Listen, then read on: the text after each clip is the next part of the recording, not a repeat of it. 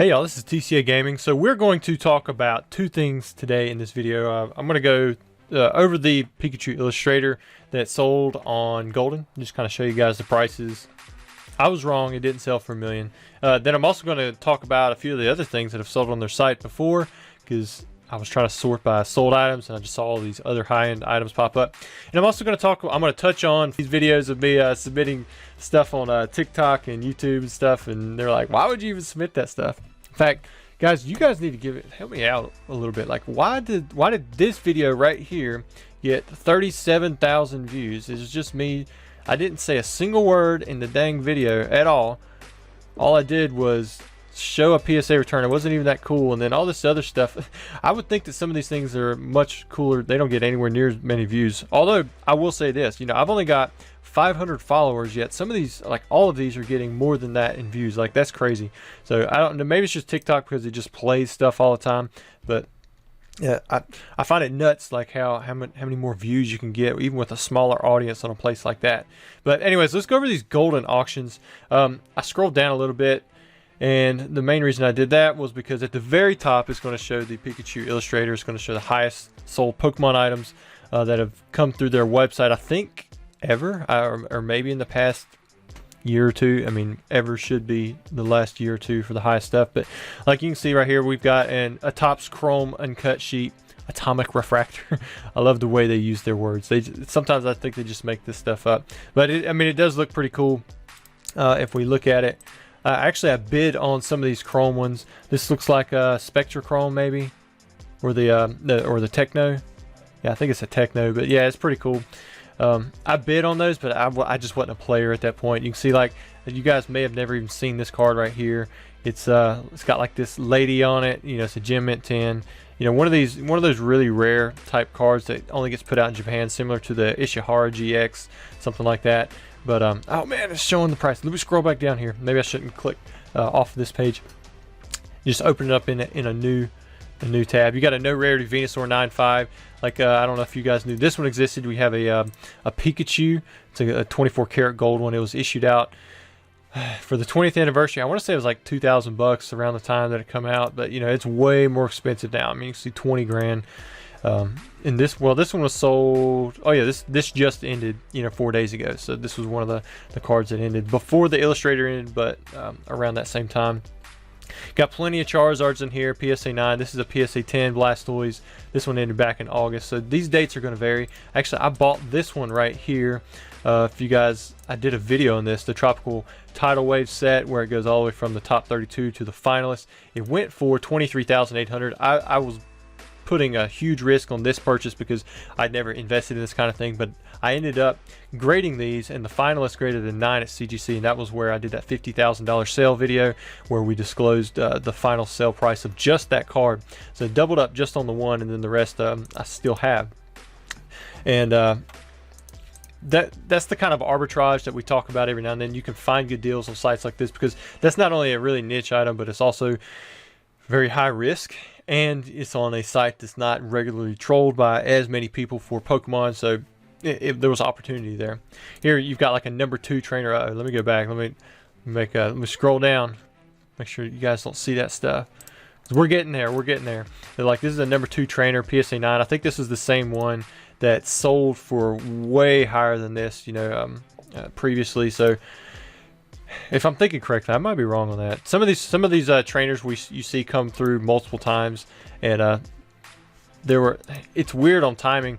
Like, it didn't match up quite with like what the hype was. Like, the hype technically peaked out for like base set and a lot of the WotC boxes and stuff like that around the third week of October in 2020, and then 2021 was still a really good year. A lot of stuff started peaking during that time. It's weird. Like, every item has its own like trend, like it's delayed, similar to what you see in real estate and other markets and stuff like that. Here we go. We got another Gem Mint 10 Blastoise. This one ended in March of 2015 or 2022. So this one was 27. That one was 23. 5 months apart. Really, that's not that big of a variance in my opinion. But if we saw many sales, at those prices constantly trending down, I think that would speak to more of a volume type deal than just one sale here, one sale there. Was this one? No, that wasn't the complete set that we saw. Let me scroll up a little bit. Check this out. This is an original artwork by Arita, Ken Sugimori, and Harada. Wow, three big names right there. And they all signed it, Japanese, English. They got the Pichu, Minun, and Pluzzle, and then it went for $32,000. Just that little sketch right there. Kind of crazy, you know. People really go for the art part of Pokemon. This one was unique. Most of you probably know what Snap is if you watch my videos, because well, actually, I probably never mentioned Snap videos, but what I meant by that is a lot of people who watch my videos, you're used to listening to boring Pokemon stuff, and you're probably really deep into the hobby and you know what these are. However, if you're not, then you probably have no idea what these are. These Snap cards, they're very rare. It was a photo contest thing. I can't even remember how many cards there were. I think it was like 10 different ones or so, but they very scarcely pop up. And like you can see right here, $34,800. And some people would even consider that a steal, for something like this. This went in February of 2022. There was a Charmander, and that went, it was a Magikarp and a Charmander and a Pikachu all recently went, for way higher than that. Got a 9.5 on the CGC Charizard. I think we had covered this one before. This is a full set. This is one that, I might have considered buying if I had paid a little bit more attention, but you've got a #1 trainer in here. Then you have, the tropical tidal wave. Then you have the other ones. But a #1 trainer, they're pretty tough to come by. You guys know that I offered out, it was like $90,000 for Dan's #1, but it was a full art peak. I really liked it. I like the full arts better than these half arts, even though these are probably as or more scarce. I'm not sure on the rarity of each year for each one. But there are resources for you guys if you ever did want to really deep dive into that kind of stuff. But they're very tough to come by. This is something that I actually bought. It's an uncut sheet, a first edition base set. I did a video on this, so it's just repeating the same thing. But you can see right here, it's got like a first edition Charizard, right there in the middle. But this has actually got the theme deck hollows. These are unlimited, shadowless. You got Hitmonchan, Ninetales, Gyarados, Mewtwo. Then you got the starter deck. You've got Machamp first edition, and then you have all of the regular hollows below that. It's roughly 2 of each. And yeah, it cost me a good bit of money. It was closer to it was like $1,000 or so in insurance and shipping, and because they tack on some extra charges. You can see the winning bid was $143,000, but the final price was $171,000. I think it was closer to $173 or something like that after they ended up adding in all their fees. And then here are the top 3 sales that they have. You got the #1, 2, and 3 from '98. That's the second year that they were giving these out. '97 is the toughest to come by. And then you've got right here where the 8 sold for $480,000, which that to me seemed about right. Then we have this 9.5. If you guys remember, I did the video on it, and I had estimated that it was going to be $1 million. Right at $1 million. I was wrong. I was quite a bit off, not even close. It's $672,000, and it was $560,000 before the buyer premium. So this guy, they probably ended up paying about $675 in total, unless they had to pay sales tax on top of that. If they had to pay sales tax in whatever state or whatever, however that worked out.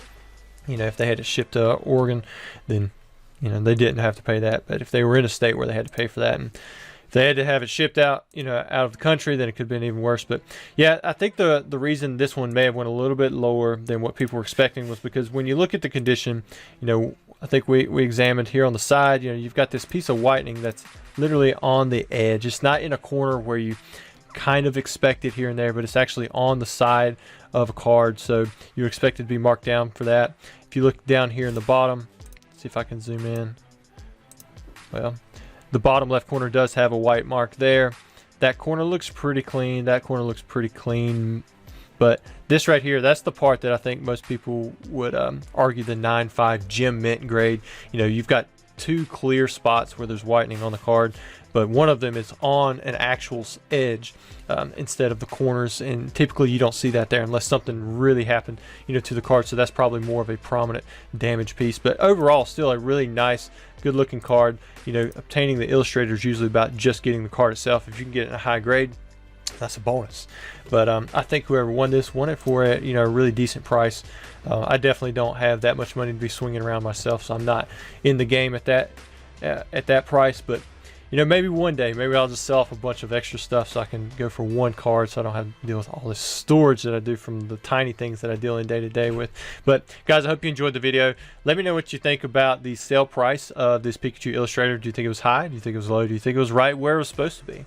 You really never know how much the winning bidder would have paid for an item, because it's the second highest bid that pushes up the price of the highest bid. So like if somebody bid, you know, say 650,000, and then the next person up, you know, the actual winner bid $1 million, you know, it's only going to go to the next notch up from that 650,000, maybe 655 or whatever. So you never really know the high bid, you know, of the overall winner. So there's at least 2 people in the market for around this price. But is this guy who won it, is he in the market anymore at that price? You know, you just never know. But guys, I hope you enjoyed the video, and again, let me know what you think about the price, if you think it was high or low, and if you haven't done so already, please subscribe to the channel.